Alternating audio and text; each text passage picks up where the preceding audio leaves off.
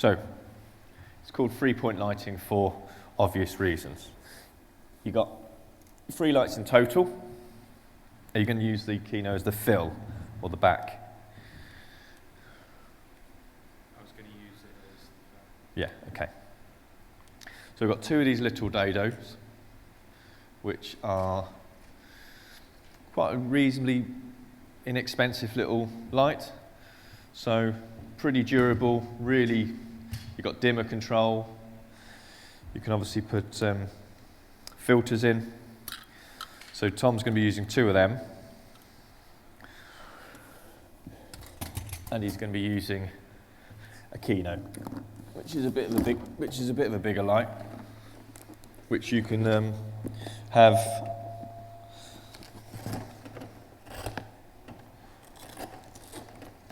So these bulbs are changeable. So you can have it as daylight, or you can have it as tungsten. Okay, so you'd want them all to match, obviously. So you've got tungsten in here, that's fine, isn't it? Yeah. Well, so tungsten is an artificial type light. So if you're using a lot of if you're using a lot of office lights that's already there, you'd want this to be tungsten. But if you've got a big load of light from a window, you'd then want this to be natural daylight. Okay?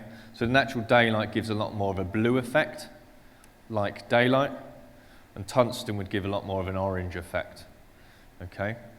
So when you've matched all these lights, you then obviously what you do is we go into it, but you light balance the camera.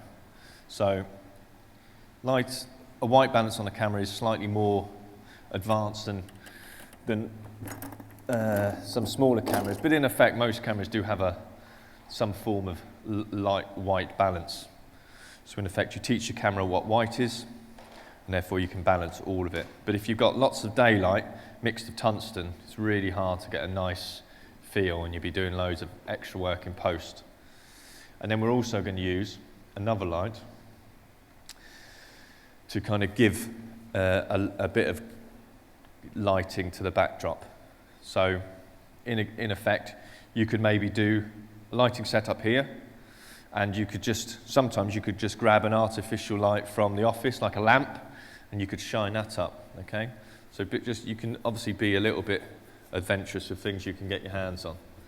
But obviously if you're going to be running power and stuff like that, you obviously want to make sure that no cables are kind of across walkways and all that kind of safe stuff. If you're doing quite a somber interview, you obviously want the kind of the lighting to be quite moody. So yeah, we typically for an interview we don't worry about that too much. But if we're doing we do a lot of interviews for a charity called Caldwell Children, and some of the subject matter is quite tough.